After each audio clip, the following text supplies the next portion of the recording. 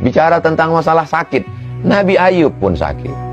Bicara tentang masalah keluarga, Nabi Nuh pun istrinya durhaka dan anaknya durhaka. Bicara masalah rezeki, bagaimana sulitnya Nabi Muhammad SAW, bagaimana sulitnya Nabi Ayub, bagaimana sulitnya Nabi Nuh, bagaimana sulitnya Nabi Musa.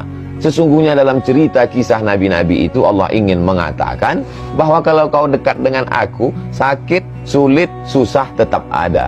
Jadi makna sesungguhnya hidup adalah wa ma khalaqatul jinna wal insa illa liya'budun. Ibadah.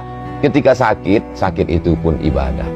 Ketika sedang morat-marit itu pun kalau karena Allah maka dia menjadi ibadah. Jangan kita pahami bahwa yang namanya ibadah itu hanya sholat tahajud, sholat witir, sholat duha. Yang namanya ibadah itu hanya baca Quran, baca tabarak, baca yasin, baca fatihah, banyak sholawat. Itulah ibadah. Tidak. Orang yang sakit pun ibadah. Bahkan ibadah yang paling tinggi bukan baca Quran, bukan jihad fisabilillah, bukan sholawat, bukan zikir. Ibadah yang paling tinggi adalah ridha menerima takdir Allah Subhanahu wa ta'ala. Ibadah yang tidak mengeluarkan suara, tidak mengeluarkan energi, tidak mengeluarkan keringat, tidak mengeluarkan darah.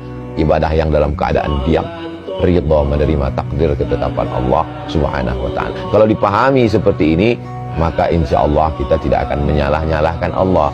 Ketika rezeki kita diuji agak macet sedikit saja, kita tidak menyalahkan, inilah gara-gara taubat ini. Coba kalau nggak taubat kemarin.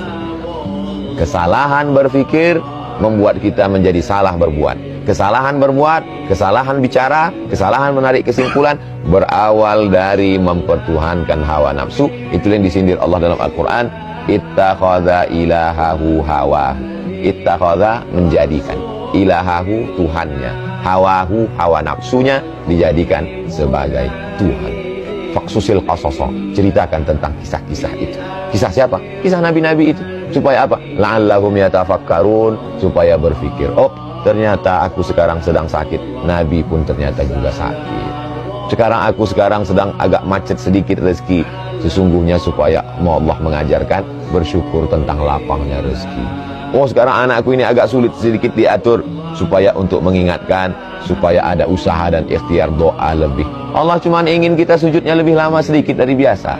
Kalau rezeki kita lancar, sujudnya mungkin tasbihnya 3 kali, 1 napas, subhanarabbil a'la wa bihamdihi, subhanarabbil a'la wa bihamdihi, subhanarabbil a'la. Dia buat kita agak sakit batuk sedikit, agak demam sedikit, agak sakit kepala sedikit. Bukan berarti kita lantas curiga ini Omikron sudah sampai. Hanya saja sekedar supaya tasbih kita lebih banyak daripada biasanya, hati kita lebih khusyuk daripada biasanya, munajat kita lebih, bangun kita lebih awal daripada biasanya, duduk kita di masjid mungkin lebih lama daripada biasanya. Karena ceramah kadang tidak membentuk, tidak merubah ibadah, tapi ada sesuatu yang bisa merubah ibadah. Itulah tujuan Allah. Tapi puncak dari segalanya adalah supaya kita menjadi hamba Allah, bukan hamba yang lain.